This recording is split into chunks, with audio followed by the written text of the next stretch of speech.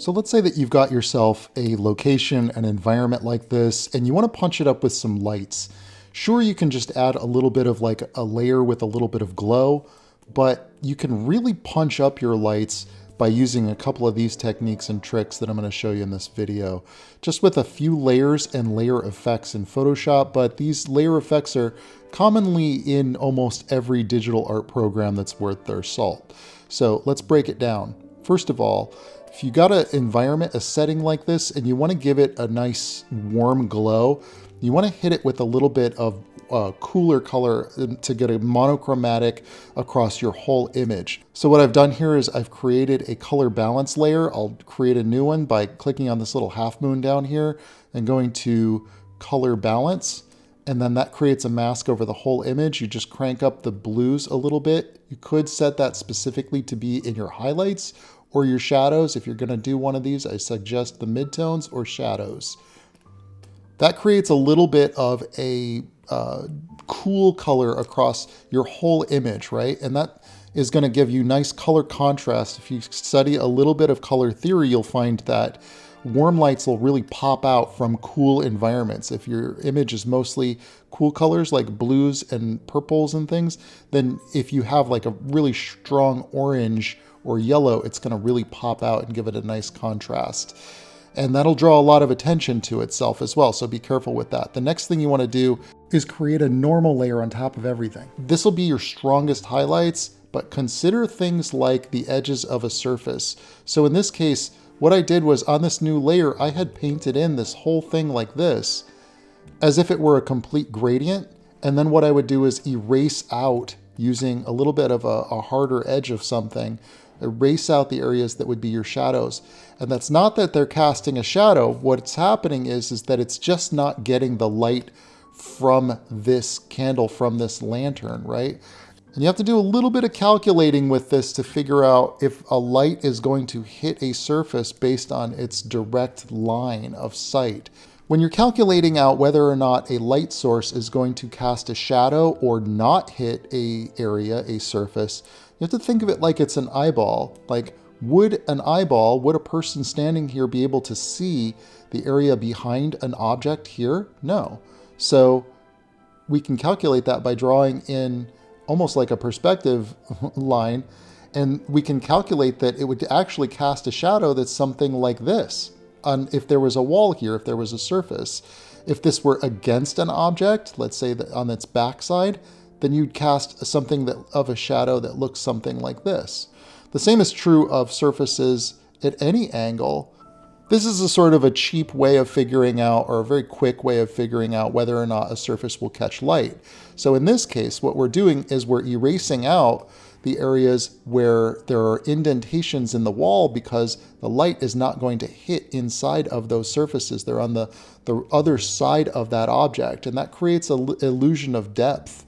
The second thing that we're going to do is create a layer that is a color dodge layer. And all that is, if I set this to normal, it is just a warm glow with a little bit of warm orange light in it. And then I've set the opacity down to about 35%, and I've set that to color dodge. This is one of those party tricks that artists always bust out like they're super impressive. And then you might want to go in and hit some surfaces, depending on how metallic they are or reflective they are. You may want to go in and add just a little bit of warms on those surfaces, such as these edges. And this is just on a normal overlay layer. An overlay or a normal layer would be fine, but overlay is going to get you a little bit more color saturation. And it's really up to you whether or not you want to do a bright amount of saturation or not. And then the next step is to go through your different surfaces in your environment and start to think about how reflective they are.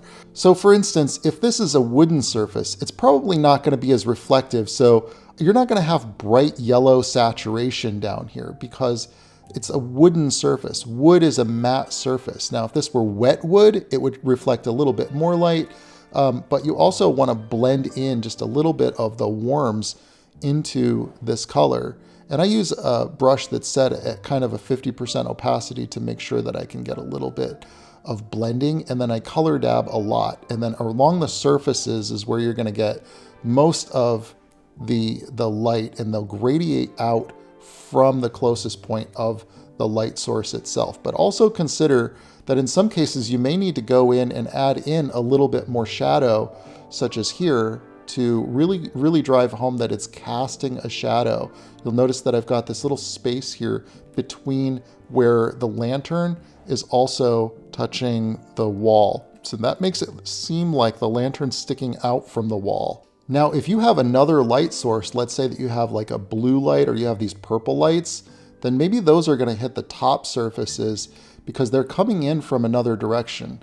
They're not going to hit these surfaces underneath because these are being hit by this light that's going up. So that's a good way to really create dimensionality for your surfaces, to really make them pop out. And then the rest of your job when you're lighting your scene is to go through and try to pop out some surfaces that are going to be getting just a little bit more reflective light or a little bit more bounced light. And you also have to think about the texture of the material that is catching the light itself. So in this case, for instance, this is kind of a stone wall. So it's going to have some irregularities, some imperfections in there. And so you may want to go in with maybe a brush that has a little bit of texturing on it as well. And make sure that you hit that with a little bit of just texture on it to create some popped out highlights in there. And that's what's going to really drive home that dimension of your depth of your surfaces, is the lighting. And lighting is one of those things that's just really important for making your work shine and stand out. And that's where you kind of get just lost in it, by the way. And this is just the fun of painting. Once you can start to grasp these things, you start to just really have a lot of fun bringing out, like carving and cutting out objects and surfaces, giving depth to surfaces, and that's just where the fun of painting comes into play. There's a lot of other things that you can learn beyond that that'll create depth in your shot. And ultimately remember that if you create a really warm shot like that, a really warm space like this lantern here, that's going to draw a lot of attention to itself. Right now, I would say that the purples draw a lot of attention to themselves. Why? Because they go all the way to bright white.